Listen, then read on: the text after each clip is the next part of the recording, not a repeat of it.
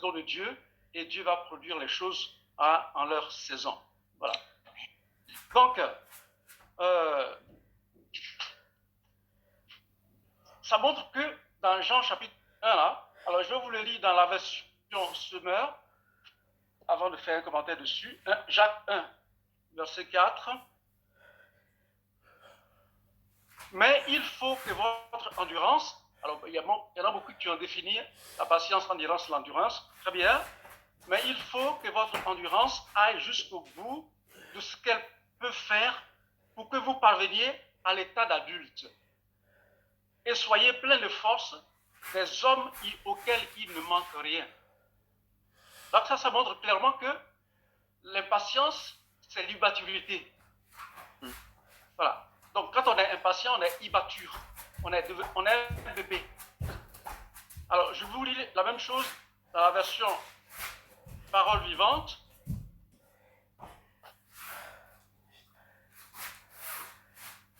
Mais pour que vous parveniez à une pleine maturité spirituelle, il faut que l'épreuve achève son œuvre sans que votre constance se relâche, que votre patience se manifeste dans toute votre conduite et s'accomplisse d'actes parfaits. Ainsi, vous serez plein de force et vous parviendrez au but. Vous deviendrez irréprochable et il ne vous manquera rien. Voilà. Donc, Jacques nous dit ici clairement que si on est impatient, eh bien, on est des enfants immatures. Voilà. Dans Romains chapitre 12, verset 12, il nous est dit, soyez patients dans l'affliction, persévérez dans la prière. Soyez patients dans l'affliction. C'est-à-dire que je vais avoir des épreuves, je vais avoir des difficultés, je vais avoir voilà, toutes sortes de preuves, mais il faut que je sois patient. Voilà. Alors, donc, je voulais prendre des exemples, mais merci Seigneur. Le Seigneur a déjà pris ces exemples au travers des frères et de ceux qui sont passés. Donc, je vais simplement les citer également. C'est Saül, le roi Saül et Samuel. Donc, on a vu, Eric l'a dit. Je crois que Diane aussi l'a souligné. Donc, c'est vrai, Saül n'a pas fait preuve de patience. Et il s'est précipité pour faire le sacrifice alors qu'il n'avait pas le droit de le faire. Voilà. Donc, l'impatience peut nous amener à faire des choses eh bien, qui vont à l'encontre de Dieu. Voilà. L'impatience va nous faire des choses qui ne vont pas glorifier Dieu. Et on sait que les conséquences, c'est quoi? C'est que Saül a perdu la royauté. Parce que Samuel ne lui a pas dit d'attendre 7 jours. Est-ce que vous avez, on a lu bien ce qui est marqué? Il dit, attends 7 jours jusqu'à ce que j'arrive. Donc, il a dit 7 jours, oui, mais 7 jours jusqu'à ce que j'arrive. Donc, lui, il a attendu 7 jours. Et après 7 jours, il a commencé à offrir les sacrifices. Mais il n'a pas attendu jusqu'à ce que Samuel arrive. Donc, attendre, c'est indispensable. Voilà, il y a des choses pour lesquelles on ne peut pas précipiter. On est obligé d'attendre. Il a attendu 7 jours, et au bout de 7 jours, il a fait le sacrifice, mais il n'a pas attendu la dernière partie, jusqu'à ce que j'arrive. Voilà. Et qu'est-ce qui ça a amené? Eh bien, la précipitation, il a fait ce que Dieu ne lui demandait pas de faire. Et on sait, si on est impatient, eh bien, on va faire des choses qui ne glorifient pas Dieu, et finalement, Dieu va nous retirer même ce qu'il nous a donné. Il lui a retiré la royauté. Voilà. Mais le contraire, c'est qui? Eh bien, David, qui était un homme de Dieu patient. David a été oint. Samuel, lorsque Dieu a rejeté Saül, Dieu a dit à Samuel, va oindre David. David a été oint. Mais si vous regardez son histoire, combien d'années il a attendu? Il n'a pas dit maintenant je suis oint, alors je prends la place. Je suis maintenant oint, donc je vais prendre la place. Non, il a été patient. Il a été patient jusqu'au temps de Dieu. Alors qu'il avait l'occasion. Pardon? Alors qu'il avait l'occasion. Alors, très bien, Eric. Donc, je ne vais pas les lire parce que ça va être trop long, mais je vous donne les 2 versets. Il a eu 2 fois l'occasion dans 1 Samuel chapitre 24, verset 1 à 12. Et puis 1 Samuel chapitre 26, 1 à 11. Il avait l'occasion, Saül était couché là, la nuit, il pouvait lui couper la tête et prendre la royauté tout de suite. Mais non, il a attendu le temps de Dieu.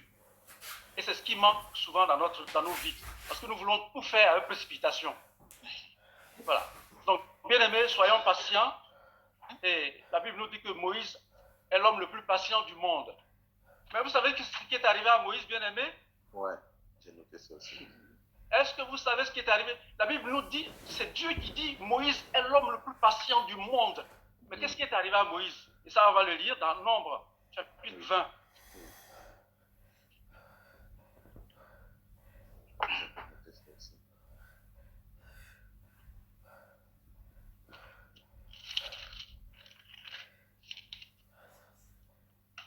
C'est pas Nombre 12? Alors, Nombre 12, 3. non. Alors, Nombre 12 déjà, oui. Mais là, au verset 20, au chapitre 20, regardez, Nombre chapitre 20. Alors, verset 7. Alors, l'Éternel parla à Moïse et dit, prends la verge et convoque l'assemblée, toi et ton frère Aaron. Vous parlerez en leur présence au rocher. Oui. Et il donnera des eaux, ces eaux. Alors, tu feras sortir pour eux de l'eau du rocher, Oui. et tu abreuveras l'assemblée et leur bétail. Moïse prit la verge qui était devant l'Éternel, comme l'Éternel le lui avait ordonné. Moïse et Aaron convoquaient l'assemblée en face du rocher. Et Moïse leur dit, écoutez donc, rebelles, est-ce que de ce rocher, nous pourrons faire sortir de l'eau? Puis Moïse leva la main et frappa 2 fois le rocher avec sa verge. Et il sortit de l'eau. Alors, qu'est-ce que Dieu lui a dit? Est-ce que Dieu lui a dit, frappe le rocher? Dieu lui a dit, parle au rocher. Mais au lieu de parler au rocher, qu'est-ce qu'il va faire? Parce qu'il était impatient, à cause de l'épreuve dans laquelle il vivait, il va frapper le rocher au lieu de lui parler. Voilà. Et les conséquences, alors, au verset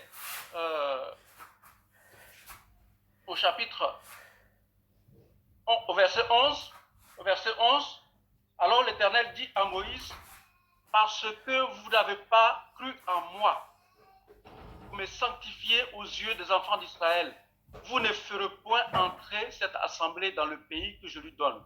Voilà. Bon, eh bien, quand on lit le chapitre 27, verset 14, 27, 14, alors, parce que vous avez été rebelles à mon ordre dans le désert de Tsin, lors de la contestation de l'Assemblée, et que vous m'avez point sanctifié à leurs yeux à l'occasion des eaux. Ce sont les eaux de contestation. Alors Moïse donc, va plaider avec Dieu, et Dieu va dire non, c'est trop tard pour toi, parce que tu n'as pas obéi et que tu as été impatient, eh bien tu ne rentreras pas dans le pays promis. Et Moïse n'est pas rentré dans le pays promis. Voilà.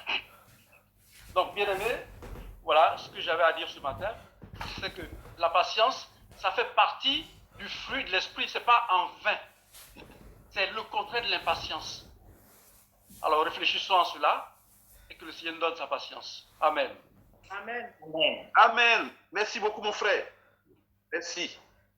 Bien aimé, donc, compte tenu du temps, je vais prendre la parole. Voilà, et puis aller dans ce sens. Permettez-moi que je mette le truc pour enregistrer. Donc, merci beaucoup, Jean-Pierre.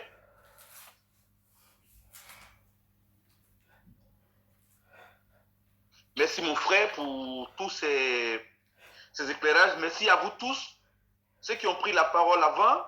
Donc, merci à tout le monde pour ce que vous avez apporté. Ça me va droit au but. Ça me touche le cœur. Et je crois que ce sujet, ce thème, quand j'ai demandé hier à mon frère et que d'un commun accord, on a voulu le partager, je pense que Dieu, il ne parle pas en vain. Voilà, Dieu, il se révèle à ses enfants par des pensées et surtout par sa parole. Ça peut être des révélations, ça peut être des songes, mais faisons tout pour écouter ce que les uns et les autres disent. Ça fait aussi partie de la patience. Voilà, donc vous l'avez défini et je ne vais pas revenir là-dessus, sur la définition. On va continuer comme ça, dans ce même sens. Et voilà. Donc, bien aimé, moi je commencerai par Jésus-Christ lui-même. Donc, je vais demander à quelques-uns de préparer la lecture pour lire les passages bibliques. Donc, je disais que Jésus-Christ lui-même est le modèle. Il est est le modèle de la patience. Voilà. Et pourquoi je le dis? On a déjà étudié qu'à 12 ans, Jésus commençait à enseigner au temple. À 12 ans. À 12 ans, les gens l'écoutaient, les gens étaient étonnés de ce qu'il disait. Mais la Bible nous dit que lui qui est Dieu, Jésus qui est Dieu, mais il va être obligé d'attendre quelque chose qui va nous étonner ce matin. Pourquoi Jésus commence son ministère autour des 30 ans? Parce qu'effectivement, à l'époque, la terre sur laquelle il est né, pour avoir droit à la parole publiquement, c'était autour de 30 ans. Donc lui-même qui est Dieu, il va être soumis à cette règle. Autrement, il serait traité de désobéissant. Autrement, il serait traité de quelqu'un qui ne veut pas écouter, qui ne veut pas obéir. Et comme il est venu pour nous donner un modèle, il est venu pour servir de modèle, alors Jésus va être patient jusqu'à 30 ans pour commencer véritablement son ministère. Il pouvait précipiter les choses à son époque, mais il a attendu. Puisqu'il devait prendre la parole publiquement, il a attendu tranquillement. Alors, on va le lire dans Luc 3, le verset 23. On commence par Jésus. Rapidement, je voudrais un lecteur qui va lire à haute voix, rapidement s'il vous plaît, Luc 3, le verset 23. J'ai eu la parole de Dieu. Luc 3, 23. Jésus avait environ 30 ans lorsqu'il commençait son ministère, étant comme on le croyait, fils de Joseph, fils d'Élie. Luc 3, 23, quelqu'un qui l'a trouvé? J'ai eu la parole de Dieu. Amen. Jésus avait environ 30 ans lorsqu'il commençait son ministère, étant comme on le croyait, fils de Joseph, fils d'Élie. Ok. Pourquoi la Bible précise ici? Jésus avait environ 30 ans lorsqu'il commençait son ministère. Mais vous le savez bien, c'est ce que je disais. Parce qu'à l'époque, il fallait prendre la parole à partir de 30 ans. Donc souvent, c'est des détails qui sont importants à comprendre. Ici, ça démontre que Jésus a été patient. Jésus avait environ 30 ans lorsqu'il commençait son ministère. Donc, bien aimé, le Seigneur nous demande d'être patient. Après Jésus, puisque vous avez touché beaucoup de points que j'avais énumérés quand même, voilà, donc, on va lire 2 Thessaloniciens 3, le verset 5. Ça, c'est Paul qui nous parle ici. Paul aussi était un modèle de la patience, comme Jésus a été ce grand modèle. Donc, lis-moi 2 Thessaloniciens 3, le verset 5. 2 Thessaloniciens 3, 5. Que le Seigneur dirige vos cœurs vers l'amour de Dieu et vers la patience de Christ. Alors, donc, Christ ici étant le modèle, Paul va nous dire que le Seigneur dirige vos cœurs vers l'amour, d'accord, et la patience de Christ. Donc, bien aimé, la patience de Jésus-Christ, c'est de ça que je viens de vous parler. À quel moment Jésus a été patient? Jésus a attendu jusqu'à 30 ans pour commencer son ministère. Alors que la Bible nous dit, on a déjà vu, à 12 ans déjà, il était capable d'enseigner au temple. Mais il a attendu le temps de Dieu. Si on n'attend pas le temps de Dieu, bien aimé, il y a quelque chose qui se passe. Il y a quelque chose qui se passe, c'est pourquoi toujours je vous exhorte et je vous dis, attendons le temps de Dieu. Il est important d'attendre le temps de Dieu.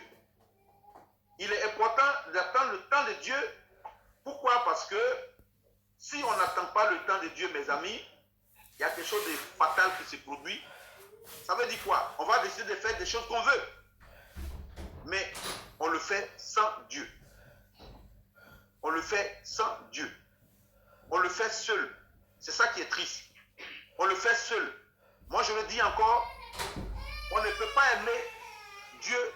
On ne peut pas aimer, si vous voulez, l'œuvre de Dieu plus que Dieu lui-même. Ce n'est pas possible. Tu ne peux pas aimer la couronne que le roi lui-même. Ce n'est pas possible. Ce n'est pas possible. C'est lui qui est le roi. On ne peut pas aimer l'œuvre de Dieu que Dieu lui-même. Dieu nous a choisis pour être à l'œuvre avec lui. C'est ça qu'il faut retenir. Dieu nous a choisis pour faire son travail. C'est son travail. Et vous allez voir tout à l'heure des exemples. Donc ici, Paul nous dit, soyez patients comme Christ. Ayez la patience de Christ. Et Jésus l'a démontré. Alors, il y a des circonstances qui font que nous sommes parfois impatients. Vous avez parlé de ça. Attendre une solution, par exemple, qui n'arrive pas, une longue épreuve, comme Jean-Pierre l'a dit tout à l'heure, une femme pasteur qui est restée 6 mois, 4 mois dans le coma à cause du Covid. Parfois, on veut un enfant, on veut un époux, on veut une épouse. Et qu'est-ce que le diable fait? Je l'ai déjà dit, une fois qu'on est face à ces circonstances, Satan va nous montrer le temps. Donc, lui va nous montrer maintenant le temps. Il va dire, tu vois, le temps passe, hein, c'est en train de vieillir, hein, tu vois, ça ne va pas arriver, hein. Mais tout ça, c'est le diable. Je vous ai déjà dit la source des pensées, mes amis. On a déjà enseigné les pensées. Alors, quand ces pensées viennent, il faut les chasser. Parce que la Bible est un modèle et tout est déjà décrit dans la Bible. Tous les exemples, tout ce que nous vivons a été déjà vécu. Tout ce que nous traversons aujourd'hui, il y a des gens qui ont traversé ça avant nous. Mais pourquoi on ne peut pas faire comme eux? Tout ce qui nous arrive, nous ne sommes pas les premiers. Il y a des gens qui ont déjà vécu ces choses. Précisément concernant le temps. Quand je dis je vais avoir un enfant, je vais avoir un emploi, je vais avoir un mari, je vais avoir une épouse, et que ces choses tardent, alors Satan va me dire, tu vois, le temps passe, hein? Et bien aimé, Satan va me faire des propositions. Que je ne suis pas patient. Et nous aurons ce qu'on appelle, oui, des compromis. Et quand il nous fait des propositions, qu'est-ce qu'il veut? C'est pour que tu perdes ce que Dieu avait promis. C'est pour que maintenant tu ne sois plus sur le chemin de Dieu. Alors, on va perdre le meilleur. Parce que Satan nous incite à prendre sa solution. Et pour cela, voilà, comme je le dis, il va nous montrer le temps. Donc, les solutions que l'ennemi nous propose, je le dis toujours, ce sont des solutions éphémères. Et cela n'est pas nouveau. On va voir l'exemple d'Abraham et Isaac. Quand Dieu dit à Abraham qu'il va le bénir, qu'il va lui donner tout, dans Genèse 12, on ne va pas le lire, Abraham n'avait pas d'enfant. Sarah n'avait pas d'enfant.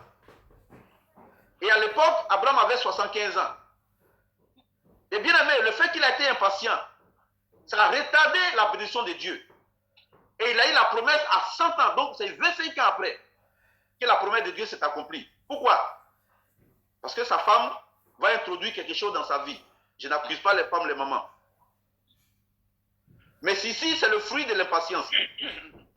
Donc, Sarah va regarder son âge. Abraham aussi va regarder son âge. Ça ne vient pas d'eux, mais c'est le début. Oh, Sarah, tu sais, tu es déjà vieille, hein? Tu ne pourras plus faire d'enfant. Il a mis la Bible dit qu'elle avait 90 ans lorsque Isaac est né. La Bible dit. Sarah avait 90 ans à la naissance de Isaac. La promesse a été tardée, oui, mais elle s'est accomplie quand même. C'est quoi le Seigneur dit? C'est une prophétie qui court à son terme. Si elle tarde, attends-la. Elle s'accomplira. Elle s'accomplira certainement. Si la promesse tarde, attends-la. Attends-la. Pas d'agitation, mais attends-la. Elle va s'accomplir au temps voulu par Dieu. Amen.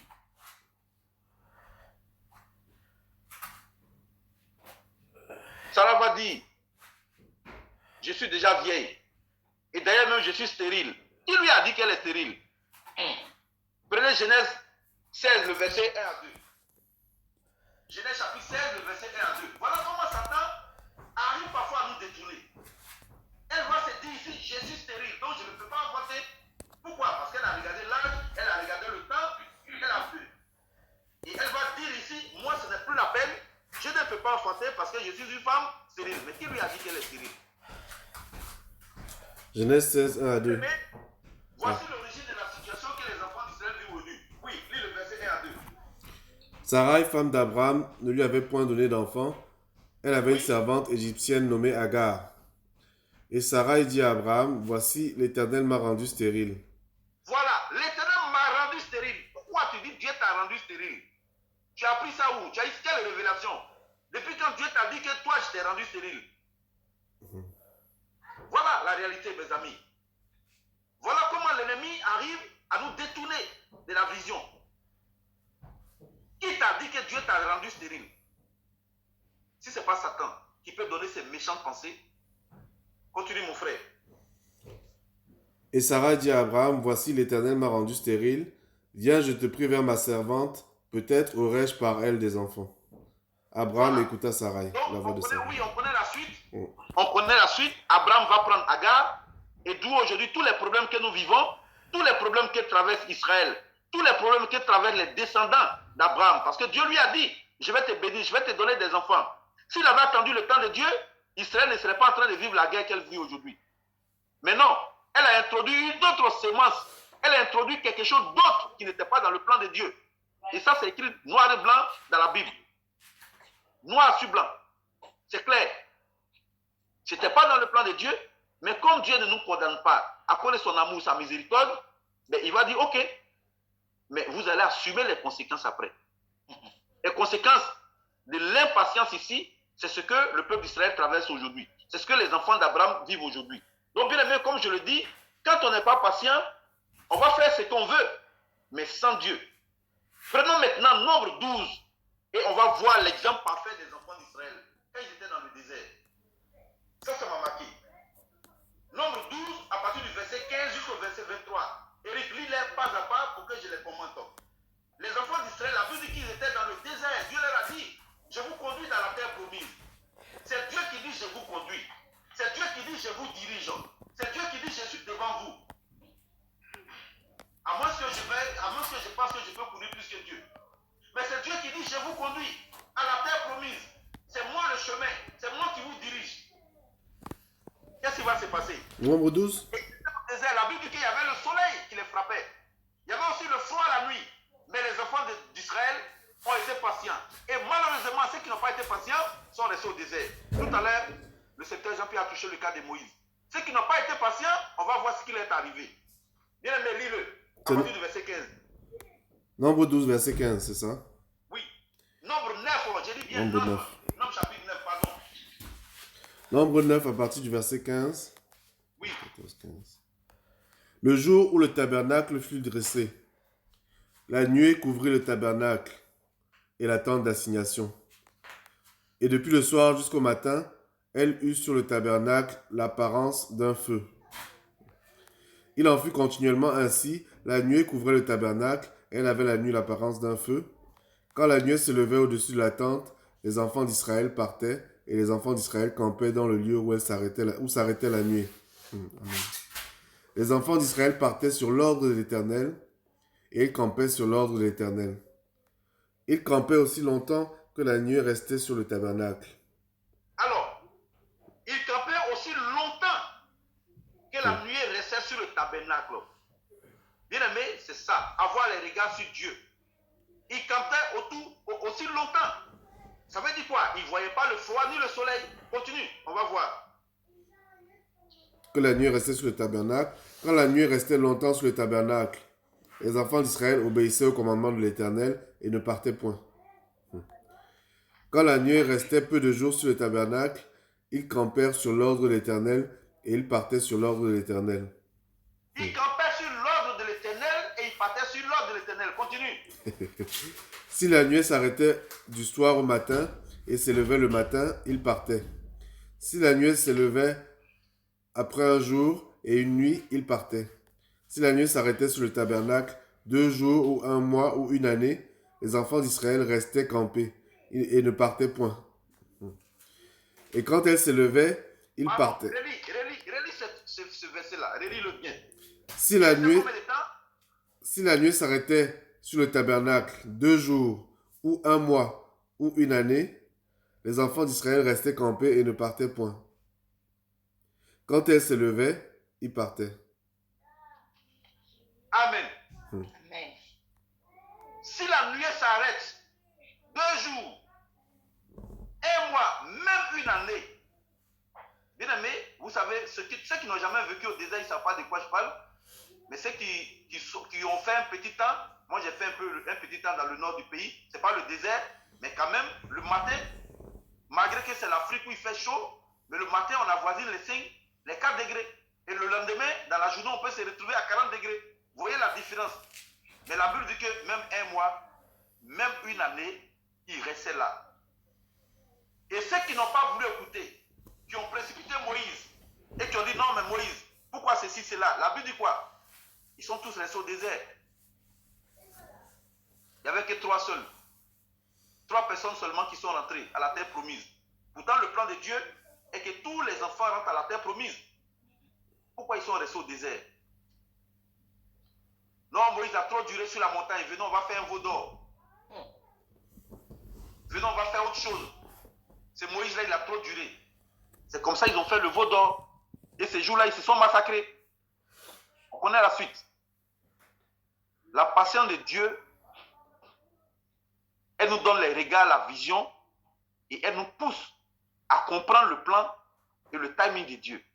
Son timing n'est pas le nôtre. Ça a été dit tout à l'heure, on peut être patient parce qu'on traverse des choses. Ça se comprend.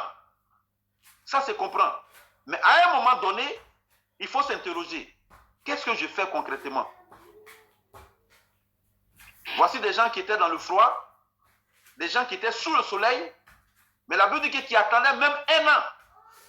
Ce n'est pas moi qui le dis, c'est la parole de Dieu qui le dit. On vient de le lire. Qui ont attendu le timing de Dieu, l'heure de Dieu avant de bouger. Sinon, je vais m'agiter. Ça sera de l'agitation et le fruit ne sera jamais visible. Il n'y aura jamais de fruit quand je vais m'agiter.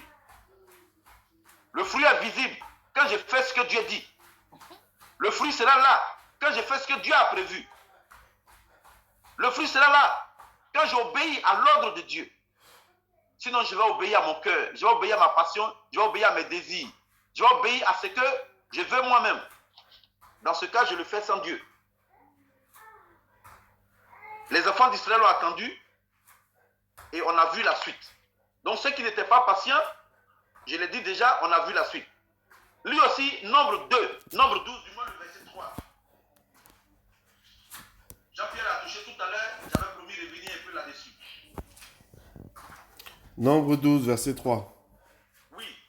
Et l'Éternel l'entendit. Je commence au verset 2. Il dit, est-ce seulement par Moïse que l'Éternel parle? N'est-ce pas aussi par nous qu'il parle? Verset 3. Et l'Éternel l'entendit. Or Moïse était un homme fort, patient, plus qu'aucun homme sur la face de la terre. Voilà. C'est ce que je disais tout à l'heure. Voilà comment ça a commencé. Est-ce que c'est à Moïse seul que Dieu parle? Oui. C'est pas à Moïse seul que Dieu parle. Et ils ont commencé à comploter et on connaît la suite. Vous connaissez la suite. Mais Dieu a entendu. Et la Bible dit que Moïse était l'homme patient, fort, plus qu'aucun sur la terre ici. Il n'y avait pas son deux, comme on le dit. Bien aimé, quelle est la patience de Moïse? Vous savez qu'il a été élevé. Je l'ai dit la dernière fois, on a vu, Moïse a été élevé dans la maison de Pharaon. Et à 40 ans, il va tuer l'Égyptien, il va se réfugier où? Il va se réfugier encore dans le désert. Et là-bas, il va apprendre à être véritablement patient. Parce qu'en tuant l'Égyptien, Moïse était pressé. Donc auprès de son beau-père, Moïse va apprendre des choses. Il va rester là-bas 40 ans. Et c'est quand il quitte, il revient à 80 ans, qu'il commence à conduire le peuple.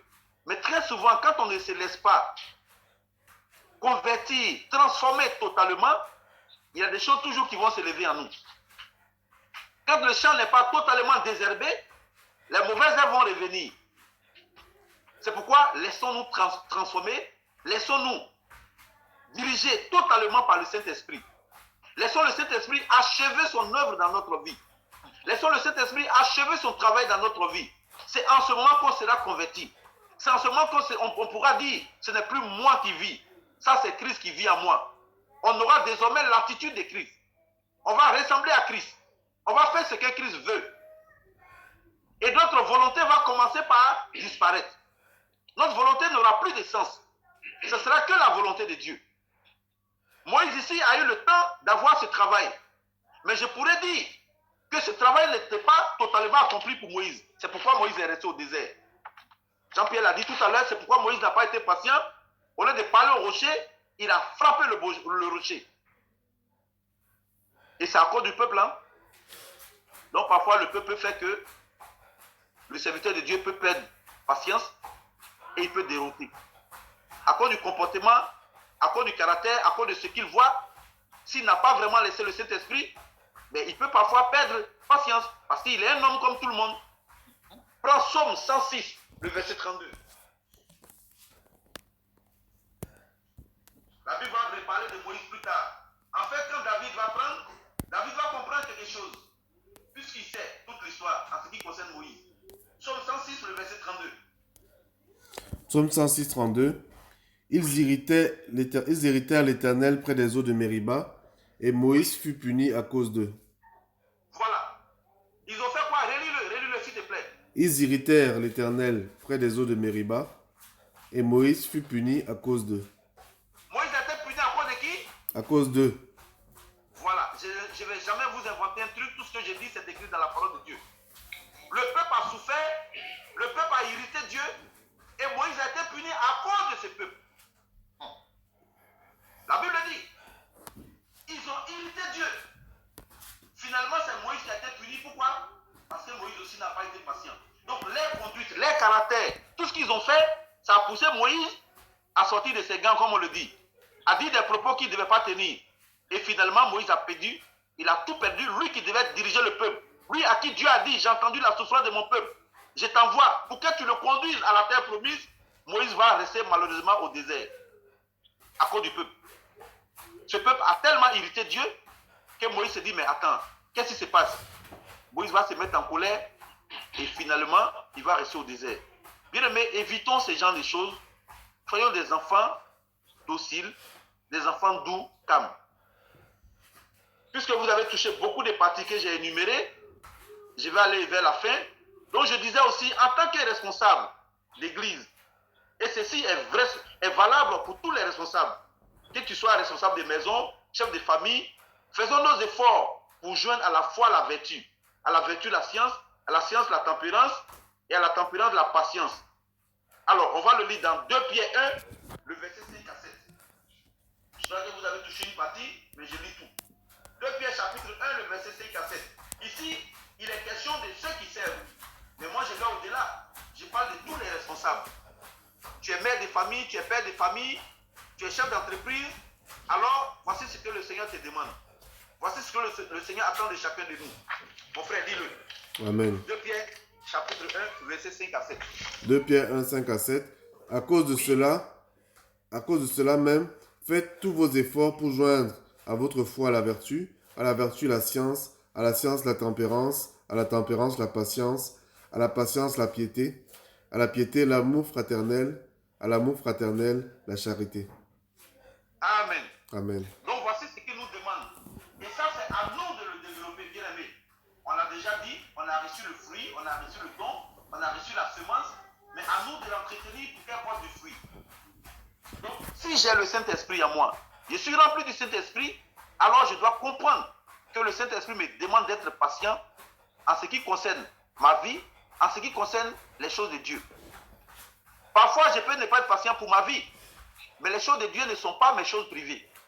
Alors, je dois comprendre que ce qui concerne Dieu, Dieu me dit ici d'être patient. C'est pourquoi j'ai donné l'exemple des enfants d'Israël. Vous le voyez ici. Ce n'était pas facile. Ce n'était pas facile de rester. Combien d'années au désert? 40 ans, mes amis. 40 ans au désert. Pour arriver à la terre promise. Dieu sait. Pour arriver à la terre promise, ils sont restés 40 ans. Et la Bible dit, je l'ai lu tout à l'heure.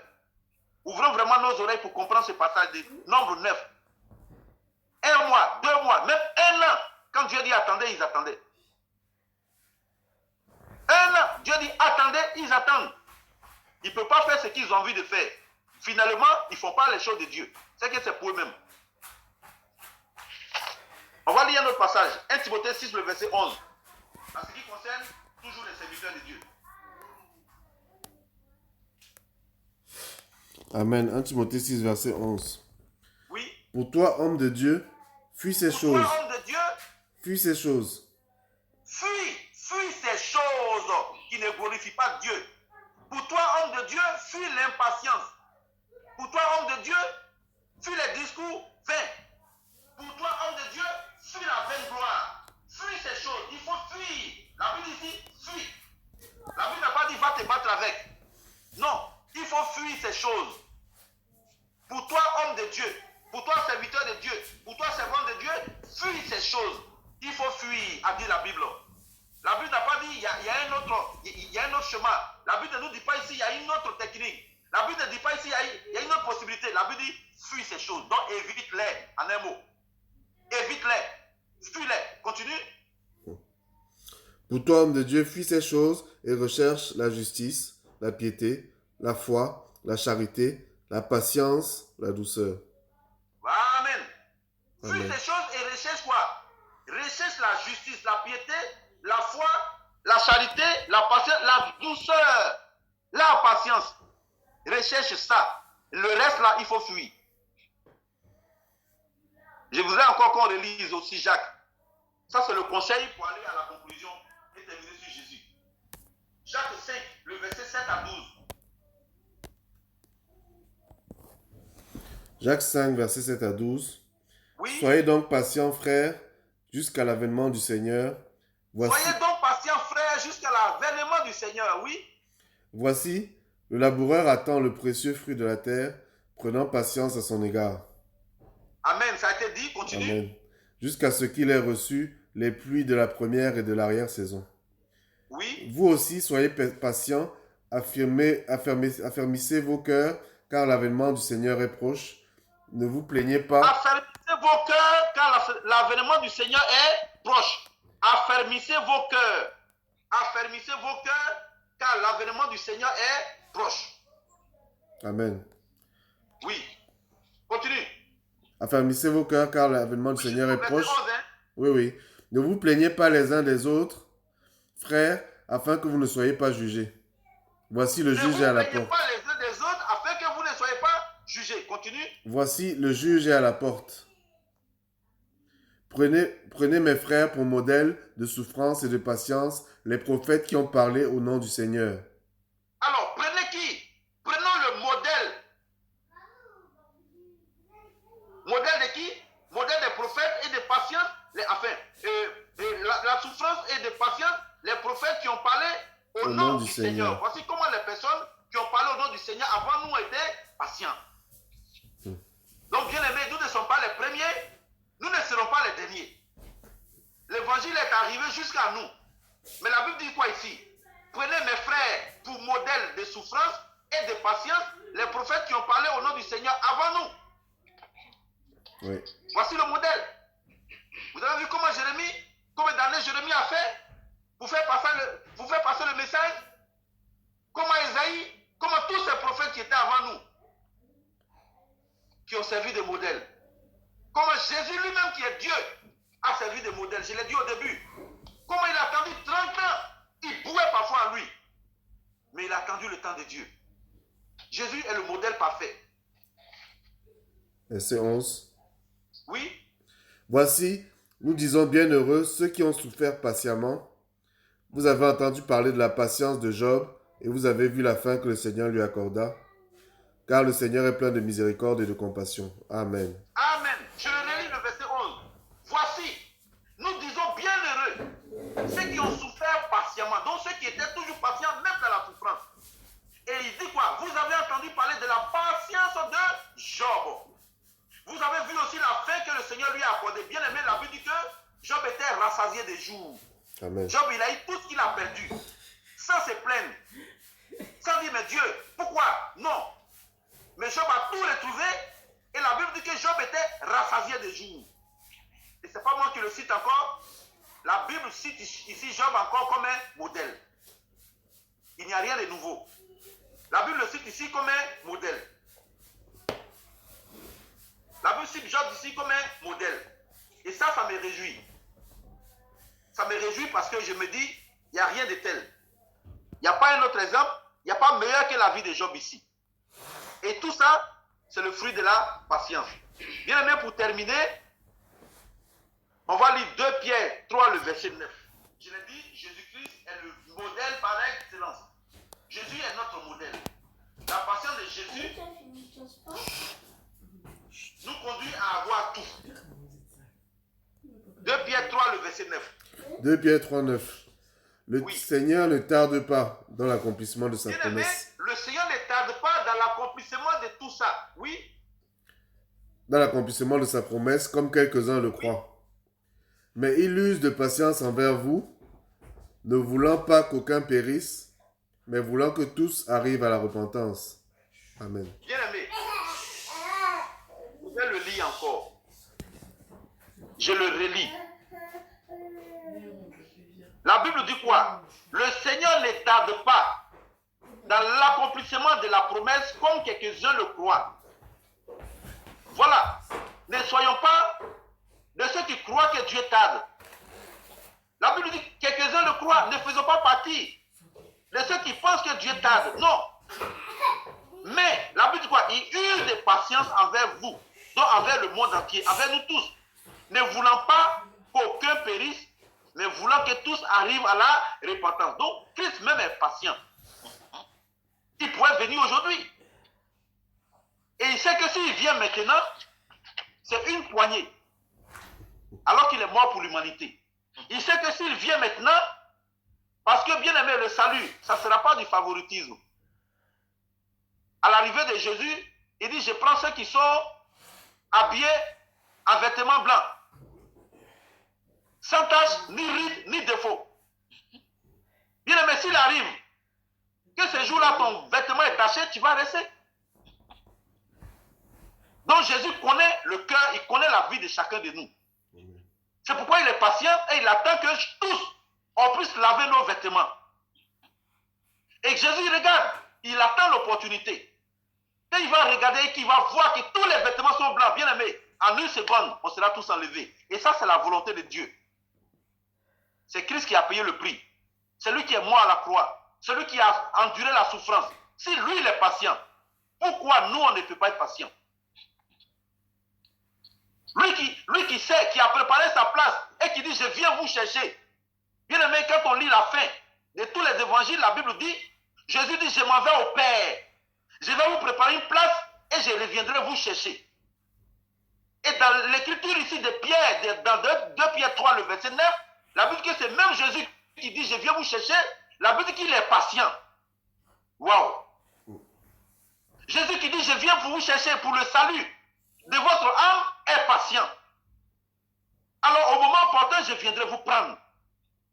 Pourquoi l'être humain, pourquoi l'homme ne peut pas être patient si Dieu lui-même il est patient? Si Jésus même a attendu 30 ans, s'il dit je suis patient parce que je ne veux pas que vous périssez, mais je viendrai vous chercher, pourquoi moi je ne peux pas être patient? Bien aimé, il n'y a rien à ajouter, il n'y a rien à dire là-dessus. Être patient, c'est comprendre ce que Dieu veut, savoir ce que Dieu veut et être dans le timing de Dieu, être dans le temps de Dieu, être à l'heure de Dieu. Être patient, c'est savoir attendre le temps de Dieu. Être patient, c'est savoir attendre l'heure de Dieu. Dieu n'est jamais en retard. Il est toujours à l'heure. On a vu tellement d'exemples dans la Bible que ce terme, on peut l'enseigner sur des années. Il y a tellement d'exemples. Qu'est-ce que nous vivons? Qu'est-ce que nous traversons qui va provoquer l'impatience? Sarah n'a pas été patiente au point où elle allait dire, je suis stérile, Dieu m'a rendu stérile. Mais Dieu dit non, comme tu penses que moi je t'ai rendu stérile, je vais te montrer que je ne t'ai pas rendu stérile. Même si tu as 90 ans, tu vas être enceinte. Et bien aimé, Dieu a dit, Dieu l'a fait. Sarah était enceinte à 90 ans. Et Isaac est né.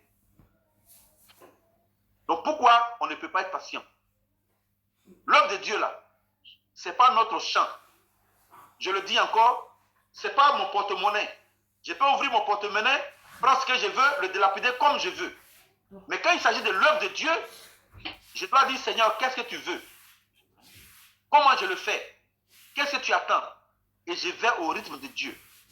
C'est ça, servir Dieu. Il y a plein de passages qu'on a lus ce matin qui parlent même du serviteur.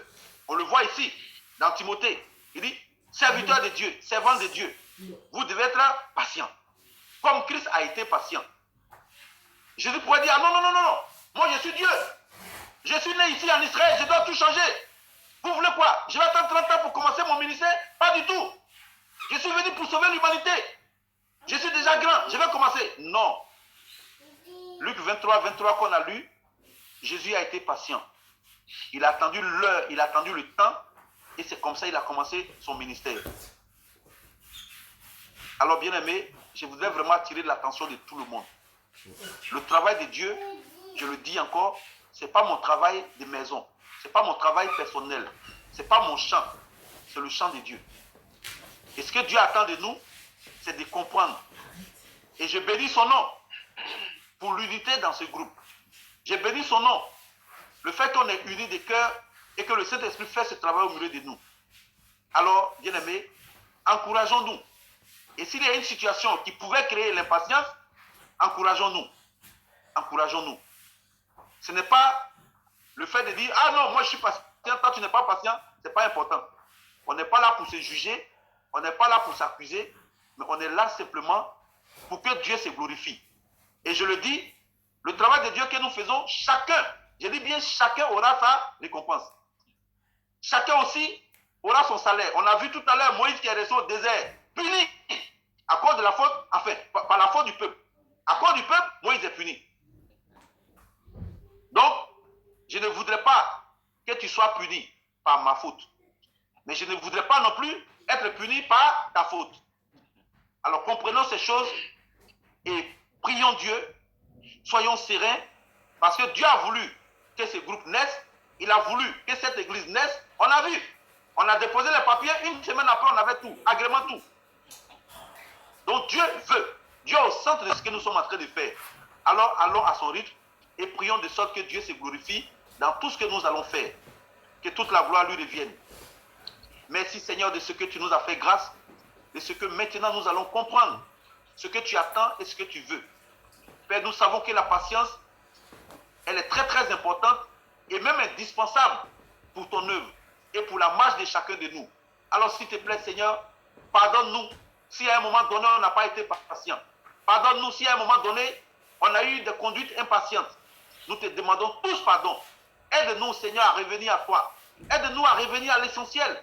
Tu as donné ce matin l'exemple des enfants d'Israël qui étaient dans le froid, mais qui ont attendu des années. Qui étaient dans le chaud, dans la chaleur, dans le désert, mais qui ont attendu ton temps. Alors Seigneur, donne-moi ce cœur. Donne ce cœur à mes frères et sœurs, pour que nous puissions non seulement reconnaître ton temps, attendre ton temps et agir selon ta volonté, et agir selon ton timing, et agir selon l'heure que tu as prévue. Seigneur, nous n'avons pas envie de faire des choses sans toi.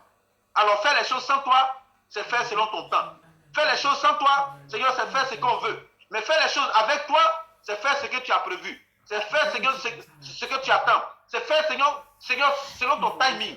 Alors, s'il te plaît, donne-nous cette opportunité. Et fais-nous grâce.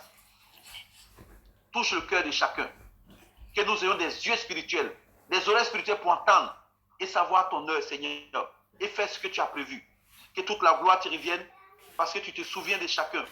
Merci de bénir nos frères et sœurs qui n'étaient pas là. Merci de bénir chaque famille. Et merci encore pour ce témoignage, Seigneur. Nos frères qui ont été même malades. Tu as eu cette maladie, mais que tu as guéri. Nos sœurs qui ont eu cette maladie, que tu as guéri. Seigneur, nous voulons bénir ton nom. Parce que nous savons qu'avec toi, nous ferons des exploits. Amen. Tu nous parles ce matin d'être patient, même dans les épreuves. Alors, Seigneur, donne-nous la force pour que nous puissions porter ce triomphe haut et fort. Pour que le flambeau de l'évangile soit porté haut et fort. Pour que nous prenions conscience et que tu parles au cœur, à l'âme, à l'esprit. Et que Amen. Jésus, tu sois notre guide, comme tu as guidé les enfants d'Israël jusqu'à la terre promise. Au nom puissant de Jésus. Amen. Amen. Acclamons le Seigneur bien-aimé. Amen. Amen. Amen. Donc, bien-aimé, on a débordé quand même de 10 minutes. Est-ce qu'il y a une question ou une suggestion? On peut encore prendre 1 minute et on va arrêter. Alors, je vois chez Laetitia une main levée. C'est Winnie. Ok, on va juste parler en 5 minutes et puis on va arrêter parce que voilà, il faut respecter le temps aussi. Winnie, vas-y. Alors, en fait, j'ai des questions. La première, c'est que ça parle d'Adam et Ève. Adam et Ève, en fait, c'est quand ils étaient nus au début, mais ils ne savaient pas qu'ils étaient nus parce qu'ils n'avaient pas la connaissance avant qu'ils mangent le fruit. Et oui. quand ils ont mangé le fruit, après ils se sont rendus compte qu'ils étaient nus, donc ils se sont mis des feuilles dessus. Oui. Parce qu'ils savaient que Dieu il arrivait. Mais en fait, en gros, c'est bien pas bien qu'ils ont mangé le fruit parce que c'est pas bien parce qu'ils ont désobéi à Dieu. Mais c'est bien parce que sinon, ils seraient toujours comme ça, ils seraient nus. Et là, nous, on serait nus, on se baladerait dans la rue comme ça. Et alors que là, au moins, ils ont la connaissance.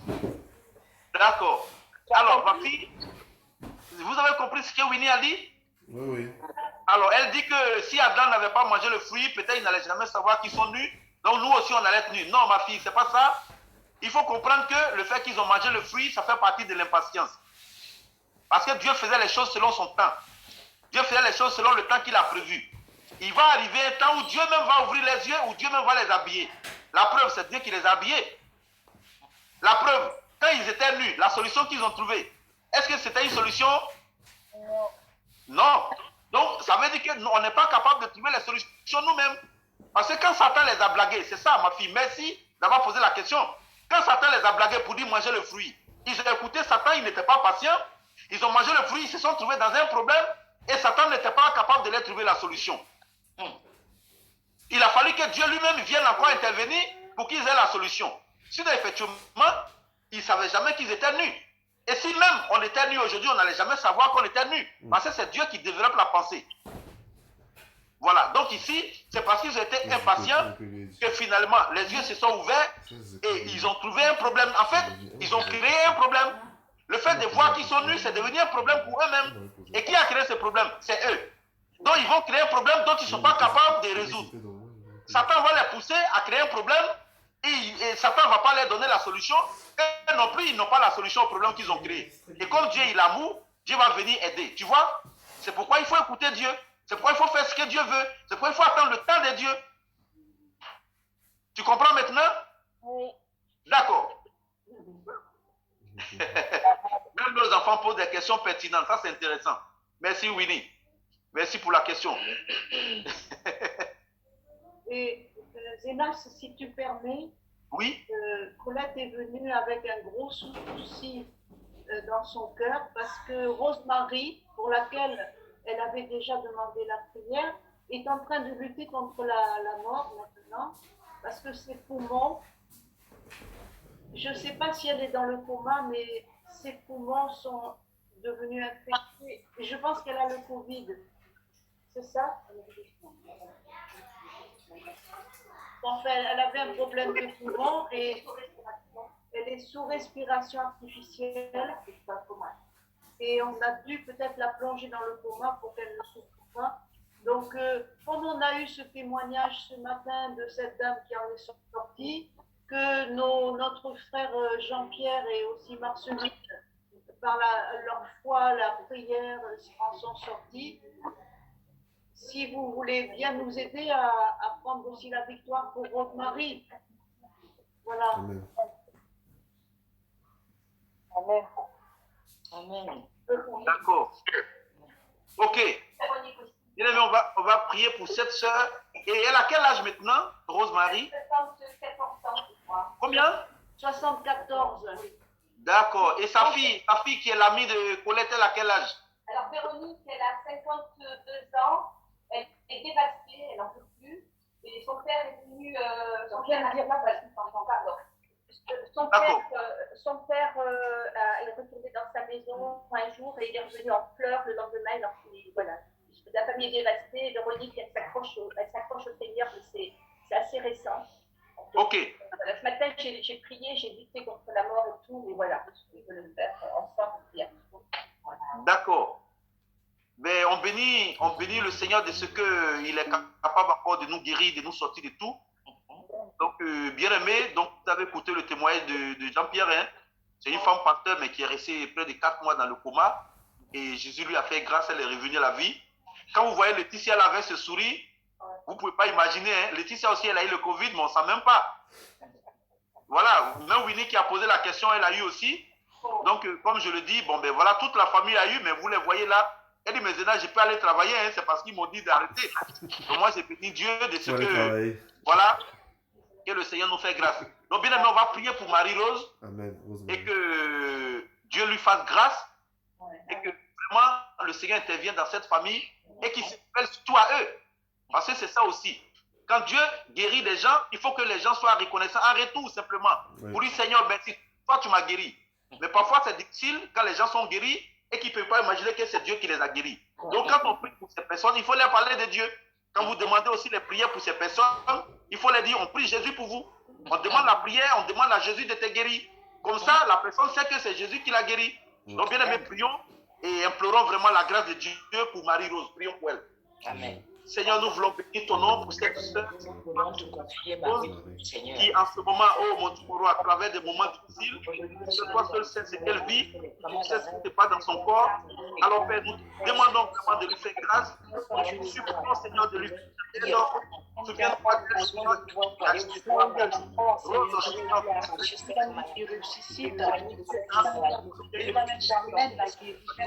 ta vie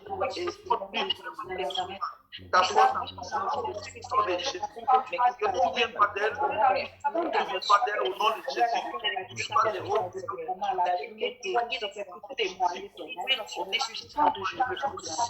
Je magnifie ton nom, je exalte ton nom, au nom du Seigneur de Jésus. Tu es son Dieu, tu es son rocher, tu es son rédempteur. Seigneur, souviens-toi maintenant de Marie, pardon, de venir à son de la soutenir, Seigneur, de la garder, mon Dieu, de les Seigneur, de pardon, là, Seigneur, et qu'elle comprenne, Seigneur, c'est toi qui guéris, toi qui libères, c'est toi qui délivres, au nom de Jésus-Christ, tu as fait grâce, mon Dieu, mon roi, libère maintenant, Seigneur, libère, ma au nom de Jésus, bénissons ton nom, moi j'appelle, et les pasteurs à toi, sans à toi, mon Dieu, au nom puissant de Jésus.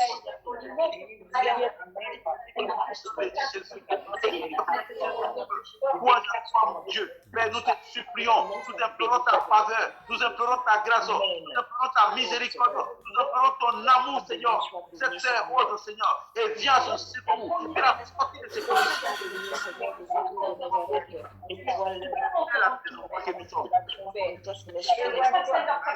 Amen. Merci, Seigneur Jésus. Amen. Amen. Alors, Eric, tu as pu enregistrer pour ceux qui n'étaient pas là? Oui, j'ai enregistré le son. Ok, tu as enregistré pour tout le monde? Oui, un peu après, au milieu de Laetitia. Ah, d'accord. Donc, tu le mets sur le site si ça peut aller. Ok. Voilà, donc ceux qui n'ont pas été au culte, je profite parce que très bientôt, on va avoir notre assemblée générale dès qu'il y a le confinement, dès qu'on a la possibilité. Et il y a des points vraiment qu'on va aborder. Je vais revenir sur les vidéos qu'on met sur le site ici. Voilà. Donc, à partir de maintenant, les décisions qui vont être prises, c'est qu'on veut voir vraiment les vidéos qui concernent notre assemblée. Voilà. Les vidéos qui ne nous concernent pas, vraiment les vidéos parfois qui parlent trop de politique, on ne veut plus ce genre de vidéos sur les sites. Voilà. On est là pour prier pour les choses. Voilà. Donc, s'il y a un sujet, on s'appelle et on prie. Et là, on va enregistrer l'enseignement de chacun de nous. Ça va être fait maintenant. Tous les renseignements que vous faites, vous pouvez les mettre. Hier, par exemple, Marceline a mis un truc d'elle-même. C'est bien. Si tu as une exhortation, un encouragement, tu la mets sur le site. Tu peux prier pour chacun. Tu peux nous donner un message le matin comme le soir. On sera content de l'écouter. Parce qu'on a envie d'aller dans une direction vraiment qui va nous garder. Pourquoi? Parce qu'on n'a pas la même foi. On n'a pas le même niveau. Il y a des gens parfois qui sont un peu touchés, qui sont affectés par tout ce qu'on met. Voilà. Donc, on va le décider ensemble. Je profite en même temps pour nous dire tous. Mais on va le décider ensemble pendant l'assemblée. Voilà. Et j'ai eu beaucoup d'appels. Beaucoup m'ont appelé. C'est pourquoi, voilà, ce matin, je vous le dis. Donc, bien aimé, bénissons Dieu et croyons que le Seigneur est là. Il est là. C'est pourquoi je prends tous ces exemples. Même si on a traversé l'ombre de la vallée de la mort, comme Jésus le dit, rien ne va nous toucher. Le feu ne va jamais nous brûler. Même si on sent de temps en temps la chaleur, comme je l'ai dit au début. Voilà ce que je peux vous dire. Voilà ce qu'on va faire maintenant parce qu'on a envie vraiment d'aller dans la direction que Dieu nous donne. Amen. Amen. Vas-y, mon frère. Amen. Amen. Amen. Amen. Voilà. Bien aimé, merci. On va prier pour la fin. Demander au Seigneur sa grâce encore sur chacun d'entre nous et que nous puissions passer cette journée sous son regard d'amour. Auparavant, demain, c'est quel chapitre de Actes, s'il vous plaît? 10. Acte 11. 10. C'est 10. D'accord, chapitre 10 pour demain. D'accord. Voilà, que le Seigneur nous conduise dans la méditation de sa parole aussi. Voilà. Maïté, tu peux prier, s'il te plaît, ma soeur, pour la fin? Seigneur Jésus, nous te bénissons, te rendons grâce. Nous croyons, Seigneur, dans tout ce que dit ta parole, qui est la vérité, parce que toi-même tu es la vérité. Et quand nous étudions ta parole, nous nous, nous rapprochons de toi parce que tu es la parole faite chair. Je te bénis, Seigneur, pour les frères et sœurs avec lesquels on peut partager, qui nous édifient. Je te remercie, Seigneur, pour les plans que tu as pour cette assemblée générale, pour aller plus loin. Et je te remercie aussi pour toutes les prières qui sont exaucées, particulièrement la dernière que nous venons de faire pour Marie-Rose et pour sa famille, que ce soit l'occasion d'un grand salut dans cette famille et dans la région. Que vraiment tu sois glorifié, Seigneur. Que tu sois glorifié parce que tu es le même Dieu aujourd'hui, éternellement. Toi, tu n'as pas changé. Tu es tout puissant, Seigneur, pour répondre favorablement à nos prières et à sauver ceux pour lesquels nous te le demandons. Amen. Amen. Amen.